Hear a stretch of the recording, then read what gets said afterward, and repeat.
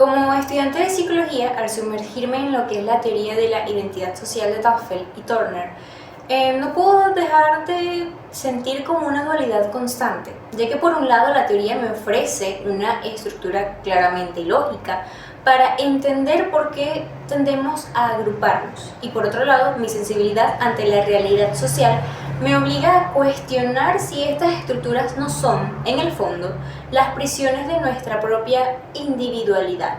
Este análisis no es solo un repaso académico, es mi interpretación de cómo el nosotros termina devorando al yo.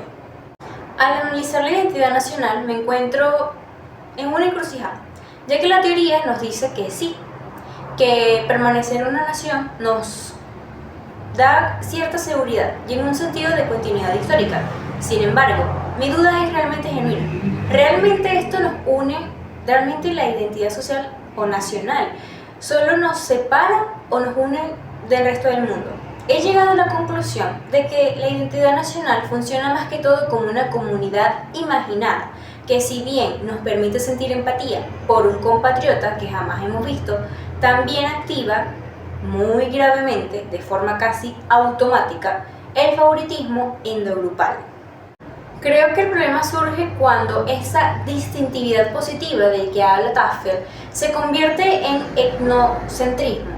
Siento que en el contexto actual, la identidad nacional a menudo se utiliza más que todo es para marcar quién no pertenece, que más bien para abrazar a quienes sí lo hacen.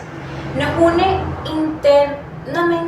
internamente bajo símbolos, pero nos separa externamente bajo prejuicios. Es más que todo como un arma de doble filo, ya que esta nos da raíces, sí, pero también nos pone muros frente al exogrupo. Entender los componentes de la identidad también ha sido algo que me ha permitido ver que no somos tan libres como creemos, ya que me resulta fascinante y a la vez un poco confuso cómo el concepto de los movimientos de masa se refleja tanto en esto. Desde mi perspectiva, la desindividualización de la que hablaba Turner es el momento donde la psicología se vuelve un poco más vulnerable, por decirlo de alguna manera. ¿Pero por qué? Ya que he observado cómo individuos con valores éticos sólidos pueden perderse en lo que sería la multitud o la masa, cediendo su criterio personal a la emoción colectiva. Y es aquí donde el liderazgo juega su papel más crítico.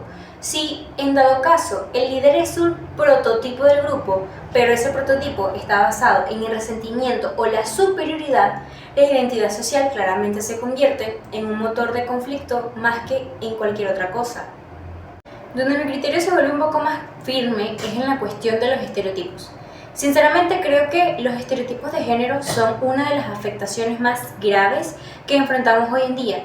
Como futura psicóloga veo cómo estas cajas cognitivas limitan lo que sería la salud mental de ciertas personas, o de las personas en general, ya que la sociedad nos impone un guión. Si eres hombre, debes ser agéntico y fuerte. Si eres mujer, debes ser comunal y emocional.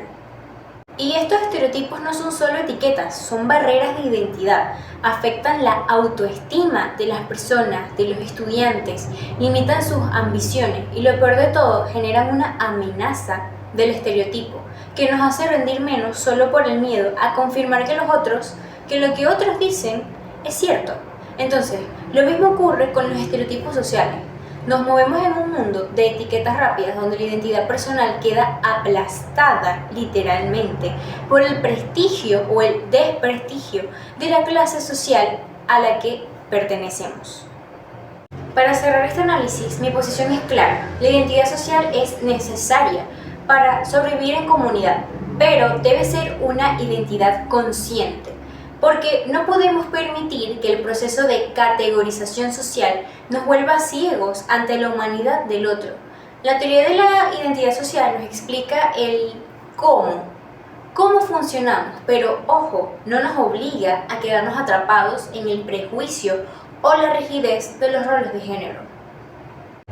Para finalizar, mi criterio me dice que el reto de la psicología social hoy en día no es solo entender el por qué nos identificamos con ciertos grupos, es más bien cómo podemos fortalecer la identidad personal lo suficiente para que aún perteneciendo a una nación o a un género, un grupo, nunca perdamos la capacidad de ver al individuo detrás de la etiqueta.